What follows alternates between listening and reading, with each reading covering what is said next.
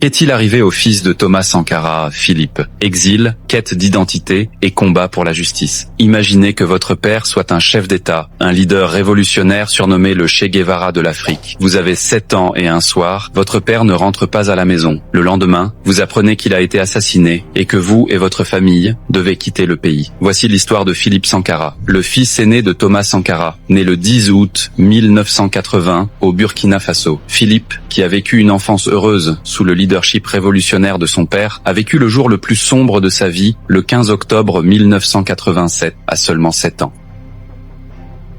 Avec l'assassinat de son père, le petit Philippe et sa famille ont entamé un voyage d'exil douloureux qui durerait plus de 20 ans. Cette histoire raconte comment un enfant a affronté l'héritage de son père, sa quête d'identité et son combat pour la justice. Philippe Thomas Sankara est né le 10 août 1980 à Ouagadougou. Son père, Thomas Sankara, n'était encore qu'un jeune officier de 31 ans, tandis que sa mère, Mariam, en avait 27. La naissance de Philippe avait apporté un grand bonheur au jeune couple. Le petit Philippe a commencé à grandir dans ce qui s'appelait encore la Haute-Volta à l'époque, comme l'enfant d'une famille de militaires ordinaires. La vie de Philippe, qui s'est déroulée relativement calmement pendant ses 3 premières années, a complètement changé en 1983 lorsque son père a pris le pouvoir. Thomas Sankara, devenu chef d'État à seulement 33 ans, a également placé son fils Philippe au centre de ce grand changement. Le petit Philippe était maintenant le fils d'un chef d'État, mais son père ne permettrait jamais que cette situation le gâte. Thomas Sankara était un père très affectueux mais en même temps discipliné envers Philippe. Malgré son leadership révolutionnaire et son programme chargé, il accordait une attention particulière au temps passé avec son fils. Quand il rentrait à la maison fatigué le soir, sa première action était de prendre Philippe dans ses bras. Le petit Philippe adorait s'asseoir sur les genoux de son père et le regarder jouer de la guitare. Thomas enseignait parfois à Philippe les chansons révolutionnaires qu'il avait composées et ils chantaient ensemble. Les week-ends, quand son père était disponible, il emmenait Philippe lors de visites officielles. Le petit enfant se demandait pourquoi son père semblait si sérieux et déterminé quand il parlait avec les délégations étrangères. « Pourquoi papa parle-t-il si sérieusement avec tout le monde ?» demandait-il à sa mère. Mariam répondait « Parce que papa a des affaires très importantes pour notre pays. » La famille Sankara menait une vie modeste selon la philosophie de vie simple de Thomas. Ils ne vivaient pas dans un palais luxueux comme les autres chefs d'État, mais dans une maison ordinaire. Philippe et son frère Auguste, né 2 ans plus tard, grandissaient comme des enfants ordinaires, malgré le fait que leur père soit un leader mondialement reconnu. Thomas Sankara croyait que ses enfants devaient mener une vie simple et honorable, non privilégiée.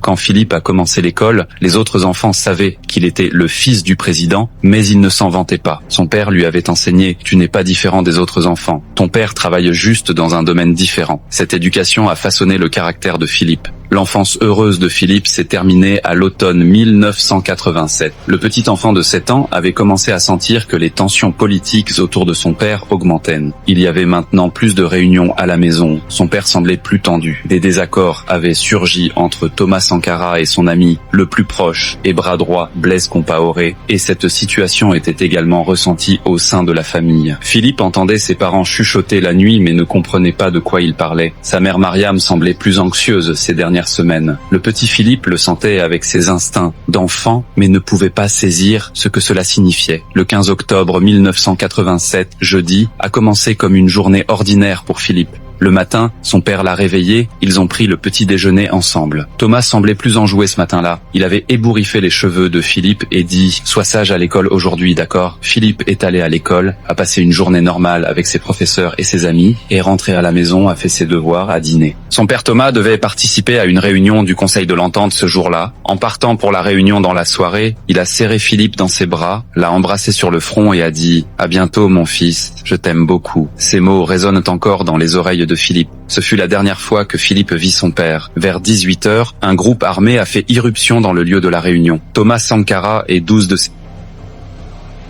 compagnons ont été tués. Philippe était à la maison à ce moment-là, jouant avec son petit frère Auguste. Il se souvient que soudain des soldats ont encerclé leur maison, sa mère en panique les préparait, lui et Auguste. Cet après-midi du 15 octobre, nous n'avons rien compris. Le ciel s'est assombri. Ils nous ont emmenés loin de chez nous, puis loin du pays, racontera Philippe des années plus tard de ces moments traumatisants. Il n'oubliera jamais cette nuit. Il se souvient que sa mère pleurait, qu'il demandait « Où est papa ?» que personne ne lui donnait une réponse correcte. Le monde du petit petit Philippe de 7 ans s'est effondré soudainement. Son père avait été assassiné, sa mère Mariam devait prendre les enfants et quitter le pays d'urgence. Les hommes de Compaoré les menaçaient, leurs vies étaient en danger. Mariam, Philippe et le petit Auguste ont quitté le Burkina Faso au milieu de la nuit. La famille s'est d'abord réfugiée au Togo, puis en France. Philippe prenait l'avion pour la première fois de sa vie, mais ce n'était pas des vacances, c'était l'exil. Le petit enfant avait des milliers de questions dans sa tête. Où est papa? Pourquoi ne pouvons-nous pas rentrer chez nous? Qui sont ces hommes? Quand reviendrons-nous? La vie d'exil en France était très difficile pour Philippe. À seulement 7 ans, il avait perdu son père, avait été arraché à son pays. De plus, il ne parlait pas français. Sa mère Mariam essayait de construire une nouvelle vie pour ses enfants, tout en commençant également sa quête de justice pour l'assassinat de son mari. Philippe a vécu un processus d'adaptation difficile dans les écoles françaises. Les premiers jours, il ne comprenait rien, ne pouvait pas se faire d'amis. Les autres enfants remarquaient qu'il semblait différent et demandaient « D'où viens-tu » Philippe ne savait pas quoi répondre. Dire « Mon père était le président du Burkina Faso, mais il a été tué » était un fardeau trop lourd pour un enfant de 7 ans. Il y a eu des jours où il a été victime d'intimidation à l'école. Certains enfants se moquaient de lui en l'appelant l'Africain, se moquaient de son accent. Philippe ne savait pas quoi faire dans cette situation. Il hésitait à en parler à sa mère à la maison. Sa mère était déjà très triste, il ne voulait pas la rendre encore plus triste. Les nuits étaient encore plus difficiles pour Philippe. Il voyait son père dans ses rêves, pensait qu'ils étaient ensemble au Burkina Faso, puis se réveillait et faisait face à la réalité. Il faisait souvent des cauchemars, se réveillait en pleurant. Sa mère essayait de le calmer, disait « Papa n'est plus parmi nous, mais il nous regarde depuis le ciel ». Au fil des années, Philippe a grandi, appris le français, s'est fait des amis, mais l'ombre de son père Thomas était toujours sur lui. À 10 ans, il comprenait maintenant pleinement que son père avait été assassiné. Cette découverte l'a rendu encore plus triste. Les autres enfants avaient leur père, lui n'en avait pas. À l'adolescence, il a vécu une crise d'identité. Il ne se sentait ni complètement français, ni complètement africain. Le Burkina Faso lui manquait, mais maintenant cet endroit lui semblait étranger. Il se sentait différent parmi ses amis français, et parmi ses amis africains, il semblait trop européen. À 16 ans, quand il est entré au lycée, un de ses professeurs lui a demandé qui était son père. Philippe a hésité, puis a dit « Mon père était Thomas Sankara ». Les yeux du professeur se sont illuminés. Thomas Sankara, le révolutionnaire légendaire d'Afrique, ce moment a été un tournant pour Philippe.